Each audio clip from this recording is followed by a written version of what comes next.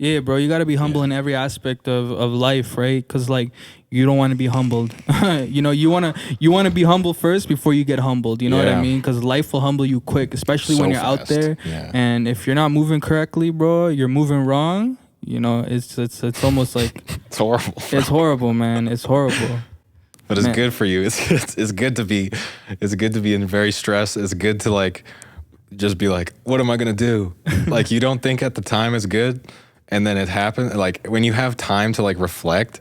Like when I was telling you earlier about that job, bro, at the time that was straight up like it was like I was living in hell. Like that's how it felt. But I can look back on it and I could be like, wow, I learned so much. You know, like I learned so much about myself, like being treated poorly, how I want to treat other people. Yeah. You know, it kind of like that stuff is so valuable and you don't even realize at the time.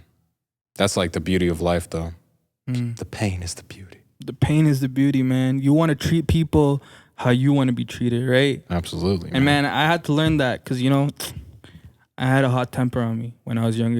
I'd lash out at people, man, and, karma's got me. You know what I mean? I've definitely gone what I've given out, but now I try to be positive. I got 2 kids, right? So I got to be a good role model for them. So I just try to stress that, treat people the way you want to be treated.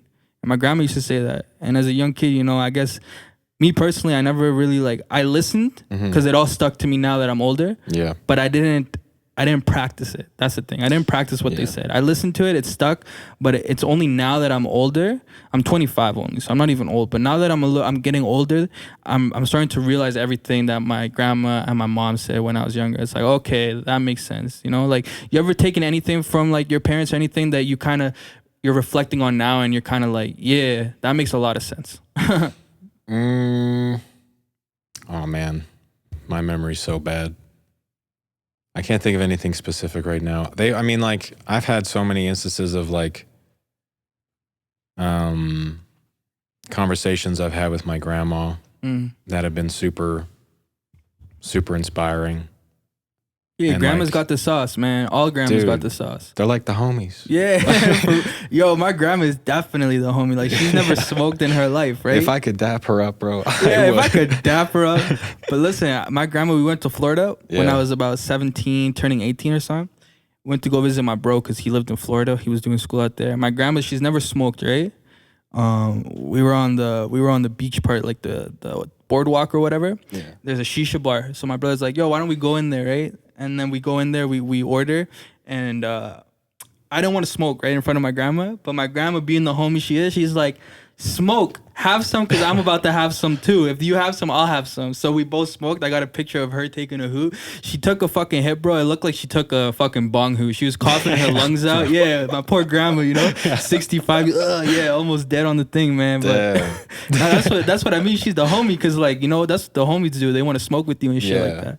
And me being 17, my mom would have been like, take that shisha right back to where it came from, Right.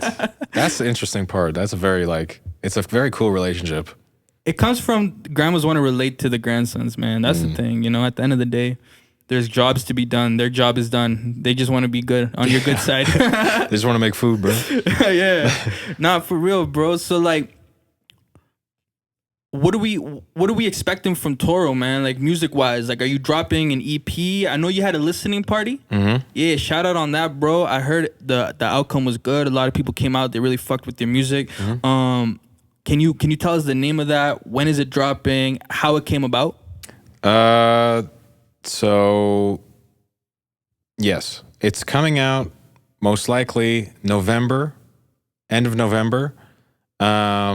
And my producer just said we're gonna have to take a tea break. Okay. Can we come back to your album release party in a second? Let's do it. Cool, man. Yo, my people. Welcome back to the Get Into the Bag podcast. We're back from the tea break, man. Producer had something to tell me. Little technical difficulties. We got it all straightened out. We're here with the only real one, who's about to tell us everything about his album release party, how it came about, and the whole concept behind the album, bro. Can you let us know? Yeah. So it was last week. Or God, when was that? It was last Friday. It was the 8th. So whenever that was, Saturday, I don't know. Yeah, last weekend sometime. Sunday. Yeah, so my idea was I got a bunch of people that are kind of like familiar with the scene here. Yeah. People that I respect their opinion and I want to know what they think. Some friends and some people that I'm, kind of familiar with. Yeah, for sure. And I got them to rate my project, which is called The Dark Descent. And so they would just score it out of 10. Every song they would listen to, they listened to it in its entirety. Oh, nice. So we kind of played it like a movie. Yeah. Like where the whole place was like lit up green and shit. It was really fun. Cool. I was so nervous though, man. Holy shit. I was like, You're my sweating? heart, bro. I was like, yo. I actually had my eye closed like the whole time. I was like, I'm not trying to see what people think. Damn, that's crazy, man. Dude, I just so like sensitive, man. I'm like, I don't want to see. But yeah, it went super well. They gave me they gave me really interesting feedback. And what I learned from it was I think people gravitate towards the content of the music because it's a very content driven project. Yeah. And so the songs that they really gravitated towards were one of them was like super, super personal and like one that was like really even hard to like make. Yeah. Because it was like really like a bad place. And then the other one was like kind of like manifesting stuff. And What are the names of these songs? The one that's like the personal one is called The Bearded Pig. Okay. Which is a restaurant I used to work out in Florida. And just my time in Florida. Are you from Florida? No, I'm from here. Okay, so the concept of the album is my time when I was in the States. So it just basically tells the story of, it's a concept project. So throughout the project, you hear this girl, I'm talking to this girl who kind of symbolizes like the girl that I'm in love with. I'm basically just telling her my story. Oh, okay. Up to this point. And so you hear that throughout the project, and it just goes through events that happened while I was living in the States. It's called The Dark Descent because it gradually does get kind of darker and darker, and then also every time, this is stupid, but like this is like every time I come up with a new project name, I always just go to the first song from my last project and I try to find a phrase that I had and then I use that and then I kind of like play off that. Yeah. Yeah. And so The Dark Descent basically represents that, where I'm like my time in Florida, or my time in Arkansas, my time in Florida, and my time in Calgary. Is that what the album's called? The Dark Descent? Yeah. How many tracks on it? 11. 11, hey? And I was listening to a snippet of Perfect Skies. Mm-hmm. Yeah, how did that song come about, bro? That was one I just made. So I was kind of like, I was feeling myself at the time, and I was like, I finally figured out how to make like Facebook ads. And so I started connecting with people, like people that actually listen to my music. And That's it sick. got me hyped. So I was like, oh my God, these are like, people actually care.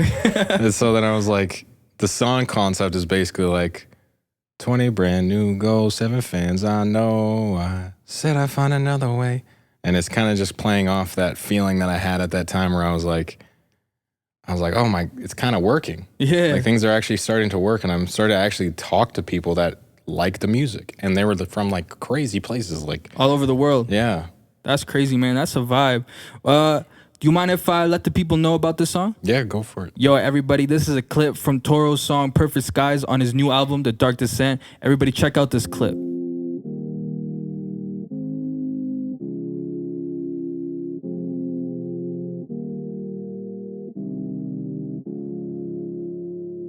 I paint a perfect sky, pink shades, moonlight, heaven, my perfect life. It's too much to take. It's too much to take. 20 brand new goals, 7 fans I know. Said I find another way when I get so low, when I get so cold. I wish there was another way. 20 brand new goals, 7 fans I know. Said I find another way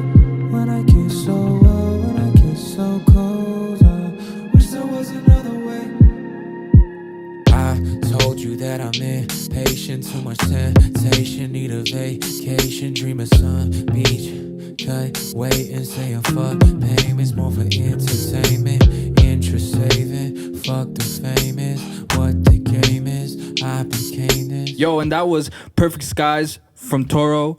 Dark Descent album is coming out real soon. Do you have a date, or you said you don't have a date for that one, right? Not yet, no. Not yet, but it's coming out real soon. Everybody check that out. His handle is right here. Is your handle the same across all social medias?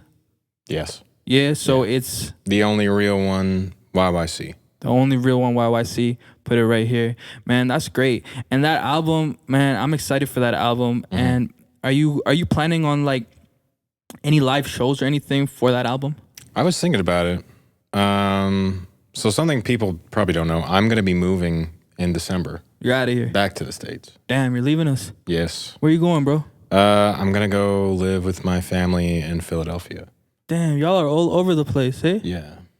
Damn, Philadelphia though. Yeah. That's sick. Yeah. Man, I might have to come visit you sometime, bro. I know Philadelphia is near New York, right? It's dope. Yeah, I'm trying to go to New York. You're trying to go to New York? I'm probably going to go like, yo, get me a record deal.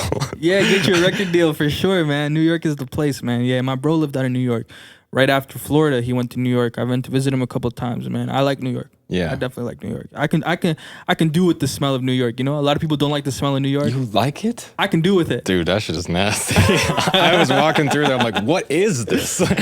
Not saying I like how it smells, right? I'm not like a fan of it. Like, yo, I'm going to New York because I love the way it smells, right? But I'm saying like I can do with the smell because of the culture and, for sure. and the city itself, man. Like I love that the city never sleeps. You know what I mean? Bro, as soon as you walk on, I remember visiting for the first time, and it literally, as soon as I got off the ferry and stepped onto New York, I could feel it. Yeah, definitely. It was weird. It's an energy. Yeah. Something out there, man. It's something in the water, bro. There is, yeah. That's why hip hop was born in New York. That's crazy. New York is the Mecca, man. Mm-hmm. Nah, for sure, bro. So what are your future plans in Calgary for the time being? So I guess really only, 4 more months? Yeah. 4 more months That's in Calgary, crazy. Man. So what are you going to take from Calgary, and how are you going to continue your career out there, bro? Man, my whole time here was it's such a beautiful experience. And I already know I'm going to write an album about it. Definitely. In like 2 years from now. I'll be like, yo, what happened to the time? No. Be on the lookout. Man, I've got exactly what I needed. And I've got what I needed was I needed to find people that were like-minded, like Polo Show, like Infamy, like Be More, the people that I really made music with. Yeah. And I'm just the artist that I wanted to be when I started. Definitely. I've become that. And so now I can go and branch out, because I really I think a big benefit of like moving to there is I know I said it jokingly, but I think I can go there and like figure something out. And because I do struggle with marketing, and it is a huge ask. And I'm not going to lie, it is definitely better to do independent, but I totally understand why people sign record deals, because like the work that goes behind that you don't realize is like, it's a lot. No, it can be overwhelming. Facts. Yeah, that's facts. But I do plan on being successful, and I plan on my music. I plan on coming back here, and like when I come back here, you're gonna know that I'm back here. You know what I mean? You're gonna make the great return, like the Return of the King. Yeah, for Lord of the Rings. On a horse, hair in the wind and everything, man. Gandalf behind you. It's been 3-day ride. I don't know. Nah, man. Nah, I think this introduction on Getting to the Bag. This is your first time on YYC Hip Hop Daily platform. I mean, on the Getting to the Bag podcast. Yeah. And you've done other content here on YYC Hip Hop Daily, but now you've gone to tell your story. So I hope that anybody that watches this knows that you're an artist dedicated to your craft, and you're leaving for a bit, but you're coming back, and you're still. I still believe that even when you're gone, you'll be part of this hip hop scene. So I'm excited to see what you got when you come back, and what kind of things from the US you'll bring back to Canada. Man, we're in North America, but it's very different out there, right? Because Canada has like How many million people live here in Canada? Like 30 million. 30 million? Yeah. And in California alone, there's like, what, 36 million people? Yeah. Like Cali alone is bigger than Canada, Which right? is crazy. So like, so much opportunity out in the United States. So I hope something good happens for you out in Philadelphia, bro. Thank you, dog. Yeah, man. So we got the future plans. We got to know you, man. Is there any last words that you kind of want to tell the people of Calgary that they don't know about you or that they need to freshen up on? I don't know. Go listen to my music. It's dope. Yeah. I like it. I vouch for that. Yeah, thank you. Yeah, for sure, bro. That's been the only real one, Toro. I'm your host with the most from the North, Ferno. This has been Getting to the Bag podcast at YYC Hip Hop Daily, Season 3, Episode 2. My people, listen, the key word of this episode, y'all guessed it, is Toro. So comment that down below for a shout out on the next episode. If you're a rapper, producer, and you want your beat or song played as the outro of this podcast, go ahead and comment the keyword, comment your links. Let's go, let's get it. Don't forget it. Yo, Get Into the Bag podcast. I'm your host. I love y'all. Go call your mama. Tell her you love her. Share this with her. I'm out. Peace. Peace.